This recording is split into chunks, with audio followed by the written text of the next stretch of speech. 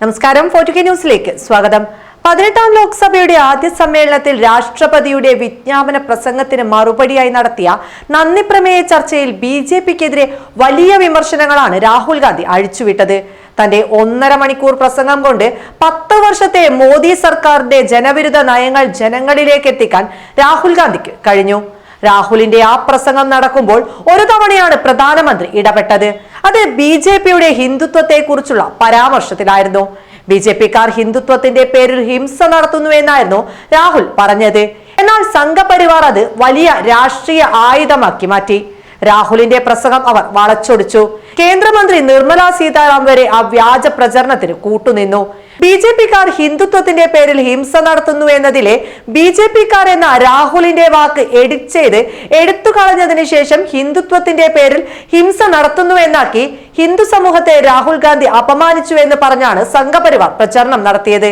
രാഹുൽ ഗാന്ധി ഹിന്ദു സമൂഹത്തെ അപമാനിച്ചു എന്ന് പറഞ്ഞ് പലയിടത്തും വ്യാപകമായി പ്രതിഷേധങ്ങളും അക്രമങ്ങളും ഉണ്ടായി. അത് ഏറ്റുപിടിച്ച് വലിയ രാഷ്ട്രീയ മുതലെടുപ്പിന് സംഘപരിവാർ ശ്രമിച്ചിരുന്നു. എന്നാൽ ഇതാ സംഘപരിവാറിന്റെ ആ ശ്രമത്തെ തള്ളിപ്പറഞ്ഞാണ് രാജ്യത്തെ പ്രമുഖ സന്യാസി സമൂഹമായ ശങ്കരാചാര്യ സന്യാസി സമൂഹം വന്നത്. സന്യാസി ശ്രേഷ്ഠനായ ശങ്കരാചാര്യ അവിമുക്തേശ്വരാനന്ദ സരസ്വതി സ്വാമിയാണ് സംഘപരിവാർ പ്രചരണങ്ങളെ തള്ളി രാഹുൽ ഗാന്ധിക്ക് പിന്തുണ നൽകി രംഗത്ത് വന്നിരിക്കുന്നത്. ആ പ്രസംഗം മുഴുവനായും താൻ കേട്ടുവെന്നും അതിൽ യാതൊരുവിധ ഹിന്ദുവിരുദ്ധ പരാമർശങ്ങളും ഇല്ല എന്നുമാണ് അദ്ദേഹം പറഞ്ഞത്. ഇതോടെ വ്യാജ പ്രചരണം നടത്തിയ സംഘപരിവാർ പ്രതിരോധത്തിലായിരിക്കുകയാണ്.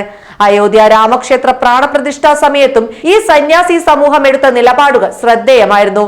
പൂജകൾക്ക് നേതൃത്വം നൽകാൻ നരേന്ദ്രമോദിക്ക് അവകാശം ഇല്ല എന്ന് തുറന്നടിച്ച് രംഗത്ത് വന്നിരുന്നു ഈ സമൂഹത്തിൽപ്പെട്ട സന്യാസി ശ്രേഷ്ഠന്മാർ.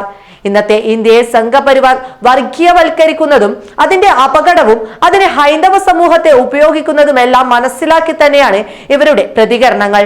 എന്തായാലും രാഹുൽ ഗാന്ധിക്ക് പിന്തുണയുമായി ഈ സന്യാസി ശ്രേഷ്ഠൻ രംഗത്ത് വന്നത് BJPയെ സംബന്ധിച്ച കനത്ത തിരിച്ചടി തന്നെയാണ്. രാഹുൽ ഗാന്ധിയുടെ പാതി പ്രസംഗം എഡിറ്റ് ചെയ്ത് തങ്ങൾക്ക് അനുകൂലമായ രീതിയിൽ പ്രചരിപ്പിച്ചവർക്ക് ഇതിൽ പരം എന്ത് മറുപടിയാണ് ലഭിക്കേണ്ടത്? ആ പ്രസംഗം മുഴുവൻ നിങ്ങൾ കാണൂ. രാഹുൽ പറഞ്ഞ സത്യം മനസ്സിലാവുമെന്നാണ് സന്യാസി ശ്രേഷ്ഠൻ പറഞ്ഞത്. ഈ വിഷയവുമായി BJP ഇനി വന്നാൽ ഇദ്ദേഹത്തിന്റെ വാക്കുകൾ ഉപയോഗിച്ച് പ്രതിരോധിക്കാനും കോൺഗ്രസിന് കഴിയും. മതത്തെ രാഷ്ട്രീയ ആയുധമാക്കി രാജ്യത്തെ ജനങ്ങൾക്കിടയിൽ ഭിന്നിപ്പുണ്ടാക്കുന്ന സംഘപരിവാർ തന്ത്രത്തിന്റെ കാലം കഴിഞ്ഞിരിക്കുന്നു എന്നതിന്റെ അടയാളപ്പെടുത്തൽ കൂടിയാണ് സന്യാസികളടക്കം രാഹുലിന് ഈ വിഷയത്തിൽ നൽകുന്ന പൂർണ്ണ പിന്തുണ.